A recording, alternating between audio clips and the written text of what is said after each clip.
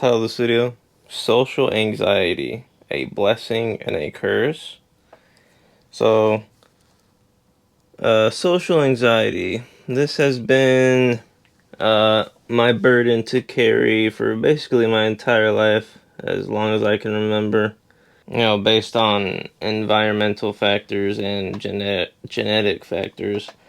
My blood dad, apparently, my mom has told me that, he was very quiet in his life as well. And I was raised pretty sheltered, you could say. My parents were pretty protective of me. Um, you know, they've done everything for me my entire life. But I mean, you can't really blame them because, I mean, both of my parents have lived a very hard life. So it would seem like they didn't want that for me at all.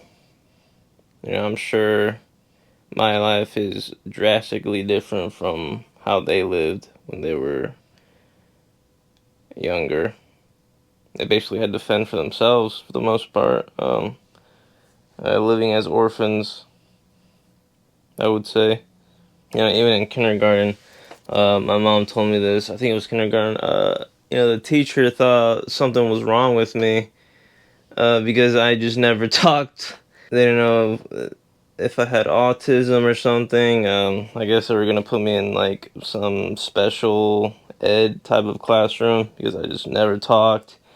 Yeah, they just thought something was wrong with me. Yeah, 9 times out of 10, I am the quietest person in the room. That's just how it is. But yeah, I completely understand this social anxiety stuff. The worst thing for a socially anxious person is standing up in front of a group of people. Oh my goodness. That is the worst thing ever. I would always hate whenever, when when I was in like high school, first day of school, right? The teacher would be like, "Okay, class, time to go around the room, one by one, everyone stand and introduce yourself." Oh my goodness, that is the worst. I hated that. Giving like a speech in front of the class. I remember I actually had my first panic attack. I'm pretty sure it was a panic attack. But, my group was next to, stand in front of the class and give the speech or whatever. And just the thought of that, the anticipation, just constantly worrying about, okay, we're almost next. Just thinking about it over and over again. The racing heartbeat, the sweaty hands, the constant feeling of dread, like the restlessness. I remember, like, I don't know, I was just like, yeah, some descriptions, about describing panic attacks is like you're almost, it feels like you're about to die. I don't know, just the anticipation of dread. Like you have to get out of there, fight or flight, I guess. But yeah, I was just sitting there, hand sweaty, heart racing, and I just thought I was gonna pass out.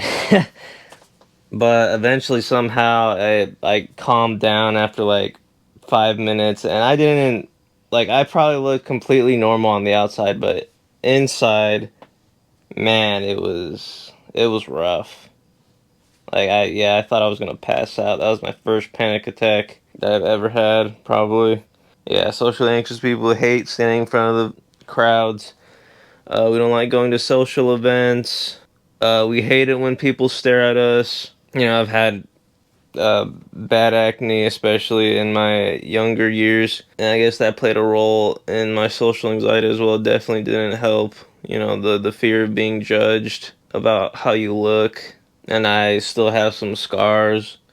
So that does not help today. But I mean, like, what the heck are you supposed to do with acne? I mean, either you don't touch it, right? They say you're not supposed to pop the pimple because then you get a scar. But like, what are your options? Either you don't pop it and you walk around the entire day for days with a white head, right, till it goes away on its own.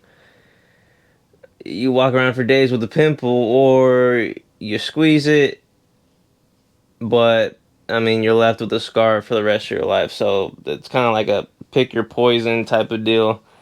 Freaking acne. Yeah, it sucks. Looking at people's eyes, making eye contact is another hard thing for socially anxious people. I definitely understand that.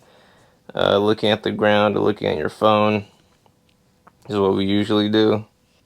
But as I've said all that about social anxiety and all like the cons that come with it, the fear of being judged, talking to people, scared of going to social gatherings, standing up in front of a group of people, all the cons with social anxiety, I've realized that, it may be a curse, but what if it's also a blessing? Because, James says something like, man has tamed every creature on earth, but he has not tamed the tongue. No man has tamed the tongue. It's a little member that boasts great things or something like that, right? And yeah, the mouth can get you in trouble. And I feel like that's the main blessing with socially anxious people. We definitely do not get in trouble with our mouths because I mean we don't talk. We're scared of talking, right? If someone is like disrespectful to us or something, chances are we're not gonna talk back. We're just gonna be like, oh, okay. Like we're just not gonna go back and forth, right?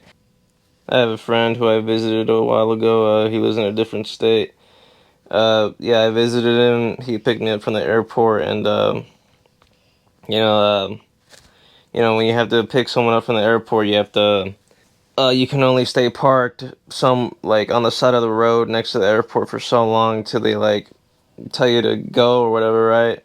And my friend, when I got to his truck when he picked me up, he was telling me all about like how like a security guard or whatever, told him to get out or he's gonna write him a ticket. And my friend, he like talked back and forth. That's how my friend is. He's very he's definitely not socially anxious. I'll tell you that. But yeah, my friend was just going back and forth with the security guard. Screw you, give me a ticket and whatnot. I don't care. And yeah, he got a ticket, I guess. And yeah, I feel like if my friend just shut his mouth, tame his tongue, I guess, which no man can, according to James, he wouldn't have gotten a ticket. He would just park somewhere else, right? So yeah, it's just kind of funny.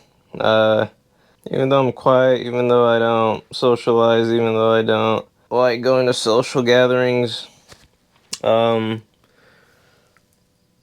I can definitely see how my social anxiety has spared me from, a more difficult life, going to jail or getting in trouble, wilding out basically. I'm just a calm person. I just stick to myself really. And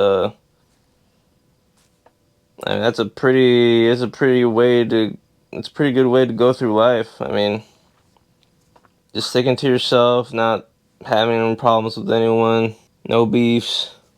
Yeah, I guess the moral of the story is count your blessings, don't just count your cursings. I say that's a pretty good outlook on life. I guess that's it. See ya.